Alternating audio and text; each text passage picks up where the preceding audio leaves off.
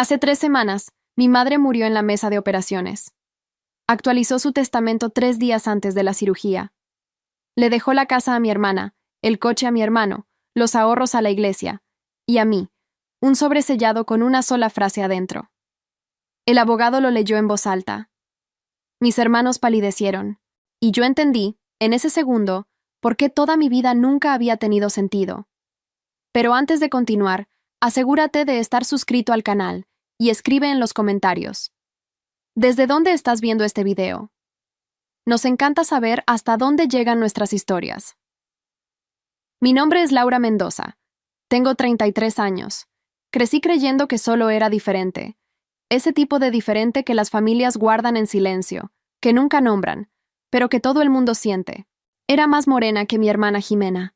Tenía los ojos de un color que no combinaba con nadie. Mi madre, Carmen, decía que yo había salido a un pariente lejano siempre que alguien preguntaba, y la gente lo aceptaba porque es más fácil aceptar que cuestionar. La llamada llegó un miércoles por la mañana, mientras intentaba terminar un reporte en el trabajo. Era el abogado de la familia, el licenciado Antonio Garza, con esa voz de quien ya ha dado noticias así cientos de veces. Me dijo que mi madre se había complicado en el posoperatorio y no había resistido. Dijo que yo necesitaba asistir a la lectura del testamento la semana siguiente. Dijo, asistir, no fuiste mencionada. Y ese detalle se quedó dando vueltas en mi cabeza por días. La última vez que había hablado con mi madre había sido 5 meses antes. Una llamada corta, fría, donde me informó que el aniversario de bodas de Jimena sería en un restaurante caro y que no necesitaba ir si no me iba a vestir adecuadamente. Le dije que no iría. Ella dijo que estaba bien, que así habría más espacio en la mesa. Colgué. No le devolví la llamada. Y entonces ella se fue antes de que cualquiera de las dos pudiera cambiar de opinión. No lloré cuando me enteré. Eso me incomodó por un tiempo. No el hecho de no haber llorado, sino el hecho de saber por qué. Yo ya había vivido el duelo por Carmen hacía años, poco a poco, cada vez que me miraba como si yo fuera un problema que ella no había pedido. La cirugía solo cerró una puerta que ya estaba entreabierta desde hacía mucho tiempo. Fui a la lectura del testamento con un saco azul marino, el único que tenía para ocasiones formales. Mi hermana Jimena estaba ahí con su esposo, Mateo. Mi hermano Alejandro estaba recargado en la silla con ese aire de quien preferiría estar durmiendo. La tía Rosa, hermana de mi madre, se sentó cerca de la puerta con la bolsa en el regazo. El padre Roberto, de la parroquia de la colonia, también estaba ahí, representando a la congregación como beneficiaria. El despacho del licenciado Garza era pequeño, olía a papel viejo y tenía el aire acondicionado a todo lo que da. Había un escritorio de madera oscura, diplomas enmarcados, y, en el centro del escritorio, un folder beige y un sobre blanco con mi nombre escrito a mano. Cuando entré, el silencio cambió de textura. Jimena me miró como quien ya esperaba eso. Alejandro desvió la mirada. La tía Rosa apretó el broche de su bolsa. El licenciado Garza me indicó la silla más cercana a la puerta, naturalmente, la que sobraba, y comenzó la lectura. La casa para Jimena. El coche para Alejandro. Los ahorros, cerca de 250,000 pesos, para la iglesia. Y entonces se detuvo, se ajustó los lentes y dijo: a mi hija Laura Cristina Mendoza le dejo este sobre, para ser abierto durante la lectura. Deslizó el sobre por el escritorio en mi dirección. Ximena sonrió incluso antes de que yo tocara el papel. Era una sonrisa pequeña, de quien sabe el final de la historia antes del comienzo. Mateo no hizo nada, solo se miró la propia mano.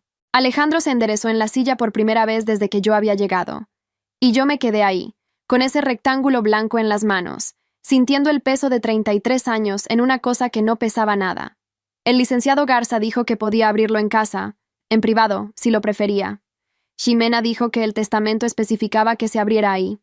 Él asintió, pero recalcó que la decisión era mía. Lo abrí. Una hoja doblada por la mitad. Una sola frase, escrita a mano, con la letra inclinada y remarcada que yo reconocía desde niña. La letra que mi madre usaba cuando quería que las palabras se te quedaran grabadas. Laura no es hija de Pablo Mendoza. Su padre es Renato Castañeda. Le pedí al licenciado Garza que lo leyera en voz alta. Él dudó. Lo leyó. El rostro de Jimena se quedó blanco como la pared detrás de ella. Hay momentos en la vida en que el silencio tiene textura. Ese silencio en el despacho del licenciado Garza era espeso, denso, del tipo que casi puedes tocar. El reloj de pared marcaba los segundos con una precisión irritante. Conté 7 antes de que alguien se moviera. Jimena fue la primera, como siempre. Se levantó tan bruscamente que la silla raspó el piso y dijo que eso era imposible, que nuestra madre estaba medicada cuando lo escribió, que era la carta de una mujer enferma y asustada antes de una cirugía. Su voz salió afilada, cortante, pero había algo debajo del coraje. Un temblor que no lograba esconder por completo. Alejandro no dijo nada. Se quedó mirando el escritorio como si intentara encontrar una salida ahí mismo. La tía Rosa cerró los ojos. Ese detalle se me quedó grabado. Ella no estaba en shock. Cerró los ojos de la forma en que la gente los cierra cuando algo que estaba contenido finalmente se desborda, con alivio y dolor al mismo tiempo. Yo me quedé sentada. Mi espalda estaba recta. Mis manos estaban planas sobre el escritorio. Por dentro, algo se estaba moviendo, lento e inevitable, como esas placas tectónicas que tardan siglos en desplazarse pero cambian la forma de todo cuando se mueven. Entonces es por esto, pensé. Por eso yo nunca encajaba en las fotos familiares sin parecer editada después. Por eso mi madre me miraba a veces con un tipo de cansancio que no era por mí, sino por algo que yo representaba. Por eso, en las cenas de Navidad, mencionaba los ojos de Jimena, la sonrisa de Alejandro, las manos de mi papá, y cuando llegaba a mí cambiaba de tema como quien cambia de canal. Crecí pensando que era demasiada sensibilidad de mi parte, que yo estaba viendo rechazo donde solo había distancia, que algunas madres aman de formas que uno no sabe nombrar. Pero no era eso, era culpa. Era yo siendo la prueba viva de una elección que ella nunca resolvió dentro de sí misma. El licenciado Garza esperó a que el silencio bajara un poco, y entonces, con esa calma entrenada de quien maneja situaciones difíciles, dijo que el testamento estaba en orden, que había sido firmado en plena capacidad legal, 3 días antes de la cirugía, en presencia de 2 testigos. Dijo que la distribución estaba completa conforme a lo especificado. Y dijo, mirándome directamente a los ojos, que había algo más que necesitaba decirme, no en ese momento, sino en privado, antes de que me fuera. Jimena quiso saber qué era. Él dijo que era un asunto que me concernía únicamente a mí. A ella no le gustó. Vi cómo se le tensaba la mandíbula, con ese gesto que heredó de mi madre de apretar los dientes cuando no podía controlar algo. Salimos en silencio. Alejandro se detuvo en el pasillo y dijo mi nombre una vez, solo eso, y luego se metió las manos en las bolsas del pantalón y se fue. Jimena se adelantó sin mirarme. Mateo fue detrás de ella con el celular en la oreja. La tía Rosa pasó junto a mí. Me apretó el brazo y me susurró que teníamos que platicar pronto. No era una pregunta. Me quedé atrás con el licenciado Garza. Cerró la puerta de la sala de juntas. Se sentó del otro lado del escritorio, juntó las manos y me dijo que el nombre en ese sobre, Renato Castañeda, no era un nombre cualquiera en San Miguel el Alto. Era el nombre de un hombre que había construido la mitad de la zona comercial de la ciudad. Un empresario que llegó sin nada en los 80 y se volvió un referente. Que había muerto hacía 4 años. Y que, antes de morir, había contratado a un investigador privado por casi 1 año, buscando a una hija que él creía que existía. Me le quedé viendo sin poder hablar. El investigador no había encontrado nada.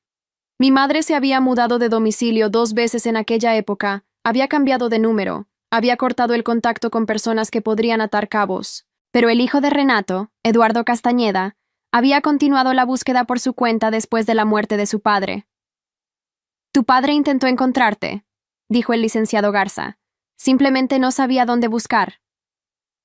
Salí del despacho con el sobre en la bolsa y esa frase haciendo eco en mi cabeza mientras bajaba la escalera estrecha de vuelta a la calle. Me fui directo a mi casa. No pasé al súper como había planeado. No respondí los mensajes que llegaron a mi celular. Y llegaron bastantes. De Jimena, de Alejandro, de una prima que claramente ya estaba enterada. Entré al departamento. Aventé la bolsa en la silla de la cocina y me quedé parada en medio de la sala por un tiempo que no sabría medir. El departamento era pequeño, de esos que vas armando pieza por pieza con los años sin ayuda de nadie. El librero que armé sola después de 3 horas siguiendo el manual. La mesa que encontré en un mercado de pulgas y lijé antes de pintar. Las plantas en la ventana que regaba cada mañana como si cuidarlas fuera practicar un tipo de constancia que no había aprendido en casa. Había construido todo eso sin una red de apoyo, sin un padre que apareciera con un desarmador, sin una madre que ayudara a escoger el color de la pintura. Cada cosa estaba en su lugar porque yo la había puesto ahí. Abrí la computadora y tecleé. Renato Castañeda. San Miguel el Alto. Los resultados fueron inmediatos. Reportajes de negocios. Un homenaje póstumo en el Palacio Municipal. Un perfil en una revista regional de hace 10 años. Fotos de inauguraciones, cortes de listón, eventos de caridad. Fui haciendo clic despacio. Era un hombre de rostro ancho, sonrisa fácil, cabello oscuro que debió encanecer temprano porque en todas las fotos ya aparecía con las sienes plateadas. Alto, de hombros anchos. Tenía una forma de posar en las fotos, siempre ligeramente inclinado hacia la persona de al lado, como si le estuviera prestando una atención genuina, que reconocí de algún lado, pero que no logré ubicar en ese momento.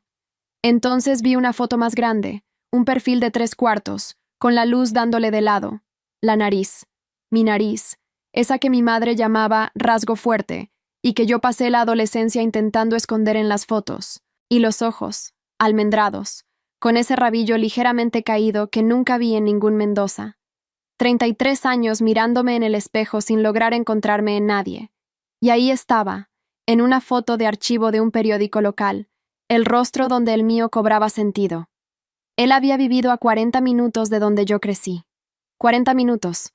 El mismo supermercado, probablemente. La misma plaza principal los domingos. La misma kermés en la escuela pública que aparecía en las fotos de la época. Cerré la computadora. Apoyé ambas manos sobre la mesa. Respiré profundo varias veces. Ese tipo de respiración lenta que aprendes cuando no te puedes dar el lujo de derrumbarte. Mi madre había guardado esto por 33 años. Me había mirado 33 años sabiéndolo. Había dejado que yo creciera pensando que yo era el problema, la rara, la que no encajaba. Y ella sabía todo el tiempo que yo no encajaba porque pertenecía a otro lado. Agarré el celular y le llamé a la tía Rosa. Contestó al segundo tono, como si me estuviera esperando. No tuve que preguntar mucho.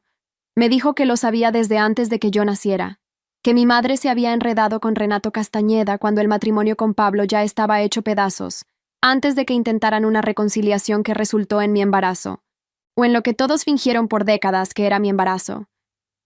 Que Renato le había pedido reconocer a la niña, que mi madre le había dicho que no, que había elegido salvar su matrimonio, que había decidido que yo sería de los Mendoza y punto, asunto cerrado.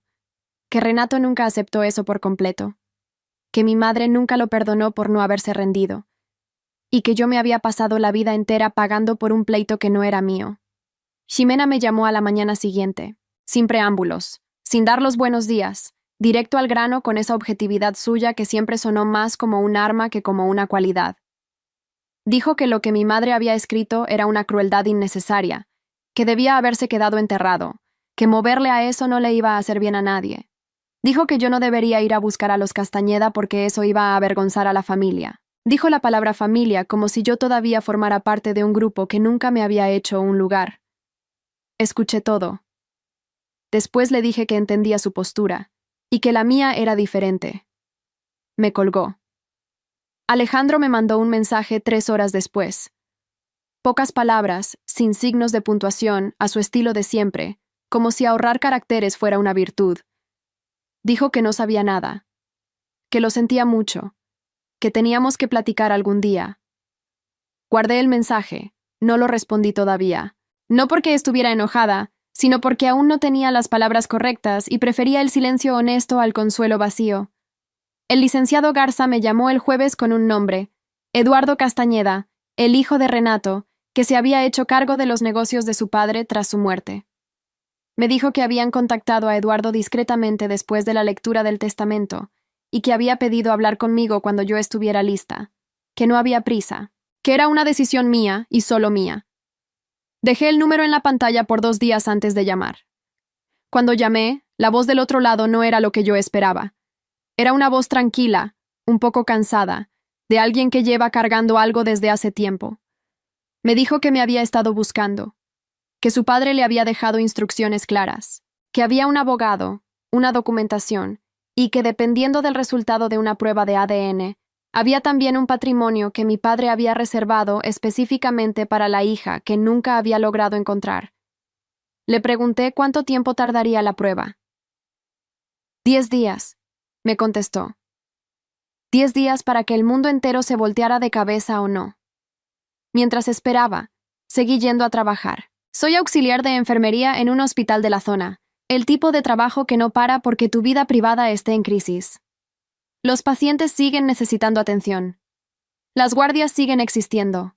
Me ponía la filipina, me amarraba el cabello y entraba en la rutina como quien se echa un clavado en agua helada a propósito, para dejar de sentir el frío de afuera. Mi compañera Patricia notó que algo andaba diferente, pero no preguntó. Solo empezó a dejarme el café ya listo cuando yo llegaba, un gesto tan simple y tan preciso que casi me quiebra más que cualquier palabra. En las noches me ponía a investigar. Leí todo lo que encontré sobre Renato Castañeda. Entrevistas antiguas. La historia de cómo había llegado a San Miguel el Alto con una mochila y el contacto de un pariente lejano y había levantado una constructora desde cero. Cómo era conocido por tratar bien a sus empleados en una época en la que eso no estaba de moda. Cómo había enviudado joven y nunca se había vuelto a casar. Había una entrevista de cuando cumplió 60 años en la que el reportero le preguntó sobre sus arrepentimientos. Él había dicho: «Hay una cosa que no logré resolver a tiempo. Prefiero no entrar en detalles, pero si esa persona algún día lee esto, lo intenté». Leí esa frase a las 2 de la mañana con el departamento en silencio absoluto. Me estaba hablando a mí. Sin saber mi nombre, sin tener mi dirección, me estaba hablando a mí en una revista que yo nunca había leído, en un cumpleaños en el que yo ni siquiera sabía que él existía. El resultado llegó un lunes. 99.97% de compatibilidad. Yo era hija biológica de Renato Castañeda. Me quedé sentada en el asiento del coche en el estacionamiento del hospital por 20 minutos después de leer el mensaje, con el celular en la mano y el ruido del tráfico de la avenida como banda sonora de algo enorme que estaba pasando en silencio. Le llamé a Eduardo. La plática fue corta y directa. Dijo que estaba feliz. Dijo la palabra con una sencillez que me desarmó, sin drama, sin exagerar. Solo un hermano medio hermano diciendo que estaba feliz porque había honrado a su padre, porque la promesa se había cumplido. Quedamos de vernos el fin de semana. La propiedad de los Castañeda quedaba a las afueras de la ciudad. Una casa de un solo piso, grande, con un patio inmenso y árboles viejos, el tipo de lugar que acumula historia en las paredes. Eduardo me recibió en el porche. 50 y tantos años, la misma nariz, menos el ángulo, más ancha, más suavizada. Me miró por unos 3 segundos antes de decir cualquier cosa. Dijo que yo tenía los ojos de nuestro padre. Entramos. La casa estaba llena de fotos, de esas familias que documentan todo, bautizos, graduaciones y comidas de domingo. Había un cuarto con las cosas de Renato, aún acomodadas como él las había dejado. El sillón de piel, el escritorio, los libreros con libros de ingeniería y algunas novelas que no me esperaba. Y encima del escritorio, en un marquito de metal, una foto. Yo tenía unos 6 años, con el uniforme de la primaria, un moñito en el cabello, la sonrisa chimuela. Era una foto de esas del paquete escolar que circulaban mucho en aquel entonces, de esas que los papás les mandaban a los abuelos y a los compadres. Eduardo me dijo que su padre había conseguido esa foto a través de una conocida en común años atrás, cuando aún intentaba rastrear mi paradero. Que se había quedado en ese escritorio desde entonces. 27 años. Esa foto estuvo ahí 27 años. Mi padre nunca me conoció, pero me mantuvo cerca a su manera. Tuve que voltear la cara. No quería llorar frente a un hermano que acababa de conocer hacía 20 minutos, pero lloré de todas formas, y él tuvo la gentileza de no fingir que no me estaba viendo. Eduardo me enseñó la documentación que mi padre había dejado preparada. Un fideicomiso con una cláusula específica para una hija biológica confirmada por prueba de ADN, una parte de un rancho a las orillas del río, rentado a un productor local y generando un ingreso estable, una inversión financiera, y el derecho a usar el despacho que Renato había construido en la parte de atrás de la propiedad, un espacio pequeño con una ventana que daba al jardín, que Eduardo dijo que su padre usaba para pensar. El total llegaba a cerca de 2,5 millones de pesos. Yo había llegado a esa lectura del testamento esperando un insulto dentro de un sobre, el insulto llegó, pero abrió una puerta que mi madre no había previsto. Jimena se enteró 2 días después. No sé cómo, pero se enteró. Tal vez por el licenciado Garza, tal vez por alguna de esas rutas retorcidas de chismes que los pueblos chicos saben armar. Apareció en mi departamento sin avisar, un martes por la tarde, con cara de quien había ensayado lo que iba a decir, y en el camino se le había olvidado la mitad. Se quedó en la puerta. Dijo que eso era dinero de extraños. Dijo que yo estaba usando la muerte de nuestra madre para acercarme a una familia que nunca formó parte de nuestra historia. Dijo nuestra 2 veces, y las 2 veces sonó falso. Yo le contesté que entendía que era difícil para ella, que yo no estaba buscando reemplazar nada, que solo estaba conociendo una parte de mí que existía incluso antes de que yo naciera. Se fue sin azotar la puerta. El silencio del pasillo después fue largo y cansado. La tía Rosa vino a visitarme un domingo con un pan de elote que me preparaba desde que yo era niña. Nos sentamos en el balconcito del departamento, diminuto, a duras penas cabían 2 sillas, y me fue contando lo que sabía por pedazos, como quien tumba una pared ladrillo por ladrillo. Me dijo que mi madre había amado a Renato de una forma que la asustaba, que él era el tipo de hombre que llena un cuarto cuando entra, que hace que todos quieran estar cerca, y que ella, Carmen, nunca había sentido eso con Pablo Mendoza, que era un buen hombre pero distante, un hombre de rutinas y silencios, que el amorío duró casi 2 años, que cuando ella quedó embarazada, Renato le había dicho que quería reconocer a la niña, que quería criarla, que quería que se fueran a vivir cerca de él, pero él no quiso dejar a su exesposa. Ya estaban separados, pero había una hija chiquita. Eduardo era de una relación anterior, y él no quiso mudarse a otra ciudad. Le pidió que ella fuera con él. Mi madre no quiso. Quería que él se entregara por completo, sin pasado, sin equipaje. Y cuando se dio cuenta de que eso no iba a pasar, cerró todo de tajo como quien le echa llave a un cajón que no va a volver a abrir. Eligió a Pablo. Eligió el matrimonio arreglado. Eligió la apariencia de la familia intacta. Y yo nací en medio de una elección con la que ella nunca pudo hacer las paces. La tía Rosa me dijo que lo sentía mucho, que se había quedado callada porque le tenía miedo a Carmen, porque mi madre era del tipo de personas que te cortaba el habla sin avisar cuando se sentía traicionada, y ella no hubiera soportado perder a su hermana. Me contó que 2 años atrás, cuando se enteró de la muerte de Renato y de la búsqueda de Eduardo, le mandó al abogado de los Castañeda una foto mía de cuando era adolescente, sin nombre, sin dirección, solo la foto. Era suficiente para mantener una veladora prendida. Le agarré la mano por un rato. No había coraje. Había comprensión por la debilidad humana, por ese tipo de cobardía que no es maldad, que es solo miedo de perder lo que se tiene. Yo había tomado decisiones parecidas en otros momentos de mi vida. Me había callado cuando debía hablar, había cedido cuando debía ponerme firme. No tenía derecho a tirar la primera piedra. A la semana siguiente, Alejandro me invitó a tomar un café. Fuimos a una fondita cerca de su casa, de esas con sillas de plástico y una tele prendida en un canal de noticias sin volumen. Pidió una empanada que no se comió. Se quedó dándole vueltas al vaso por un buen rato antes de hablar. Me dijo que, desde niño, se había dado cuenta de que a mí me trataban diferente, que había una frialdad muy específica en la mirada de nuestra madre cuando me veía, diferente a la frialdad general que tenía con todo el mundo, pero que había elegido no entender, porque entenderlo lo obligaba a hacer algo.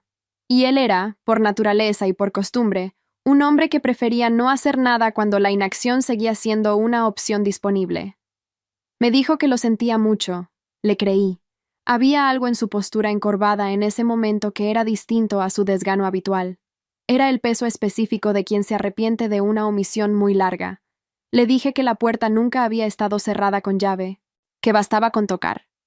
Él asintió despacio, como quien guarda el dato para usarlo después. Unas semanas más tarde, la historia ya había recorrido buena parte del pueblo, de la manera en que los chismes recorren los pueblos chicos. Sin altavoces, solo de boca en boca, en las filas de las tortillas y a la salida de misa. Laura Mendoza era hija de Renato Castañeda. El testamento de Carmen lo había confirmado. La prueba de ADN lo había confirmado. La gente del pueblo ajustó su versión de la historia en silencio, con esa eficiencia colectiva que no necesita convocar juntas.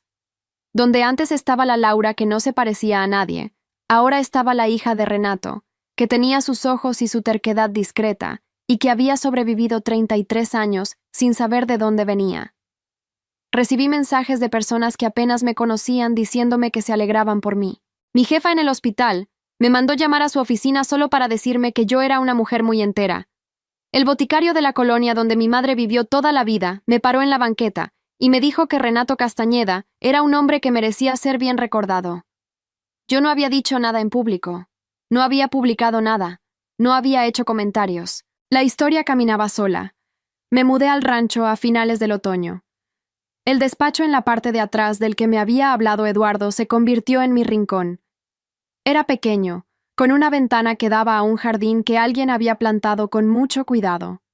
Rosales, un árbol de jacaranda, una higuera vieja que crecía más lento que todo lo demás a su alrededor. Había un escritorio de madera maciza, un librero con libros que fui conociendo poco a poco, y en una repisa en la esquina, la foto de la primaria que había estado ahí por 27 años. La puse junto a la de mi graduación. Las dos fotos juntas, la niña de 6 años chimuela y la mujer de 22 con el título, separadas por todo el tiempo que perdimos. Eduardo empezó a tomar café conmigo los lunes. No era un hombre de mucha plática, igualito a su papá por lo que decían, pero era presente de una forma constante, de esas que sientes sin necesidad de medir. Me contaba historias de Renato a cuentagotas, de cómo se cortó el cabello en la misma peluquería por 30 años porque le era leal a las cosas, de cómo se reía de sus propios chistes antes de terminar de contarlos, de cómo había llorado en el velorio de un empleado antiguo como si fuera de la familia, porque para él lo era. Cada historia era un pedazo de mí, que yo no sabía que me faltaba. Seguí trabajando en el hospital. El ingreso del rancho era estable, pero yo no me había convertido en otra persona. El trabajo era mío, la rutina era mía, la vida que yo había construido seguía siendo mía. Lo que cambió fue el piso bajo mis pies. Se volvió más firme, menos provisional. Una tarde de octubre, escribí una carta que no mandé a ningún lado. Se la escribí a mi madre. Le dije que ahora entendía de dónde venía la distancia, que ella había amado a un hombre que no la había elegido por completo, y que yo había sido el recordatorio permanente de eso. Una factura que ella pagaba todos los días con solo mirarme, que yo no había pedido existir en ese lugar, en esa historia, con ese peso. Le dije que no la odiaba, que odiarla sería seguir cargándola, y que yo ya la había cargado por demasiado tiempo. Le dije que ella había escrito una frase con la intención de destrozarme, y que esa frase me había dado un padre, un hermano, una historia, un lugar donde pisar. Doblé el papel, lo metí dentro de un libro viejo que había sido de Renato, una novela policíaca de pasta gastada que Eduardo me había dado diciendo que su papá leía cada vez que necesitaba pensar. Lo guardé en la segunda repisa del librero, entre 2 tomos, en un lugar donde yo sabría encontrarlo cuando lo necesitara. Jimena ya no volvió a llamar. Yo tampoco le llamé. Había un silencio entre nosotras que era diferente al silencio de antes. Antes era el silencio de quien se evita, ahora era el silencio de quien reconoce un límite y se detiene. Era más honesto, más limpio. Alejandro me mandaba mensajes de vez en cuando, cosas sin mucha importancia. La foto de un atardecer que había tomado, un video chistoso, una vez un audio cortito diciendo que estaba bien. Yo le contestaba. Era poco y era genuino, y por ahora era suficiente. Una noche de noviembre, me senté en el jardín con una taza de té y me quedé viendo la higuera. Había luna llena, de esas lunas de provincia que parecen más grandes porque no hay ningún edificio compitiendo con ellas. Pensé en mi padre, en cómo tal vez se había sentado en este mismo jardín pensando en esta hija que él sabía que existía pero no lograba alcanzar. En cómo había guardado una foto escolar en un escritorio por casi 3 décadas. En cómo había dejado, en un testamento, en una entrevista de revista y en los recuerdos de todos los que lo conocieron, suficientes rastros para que cuando la verdad saliera a la luz, encontrara una puerta abierta. Mi madre se pasó 33 años convenciéndome, sin usar palabras pero con cada gesto, de que yo era lo que había sobrado después de repartir las partes buenas, que yo era el excedente, lo que no cabía en el encuadre.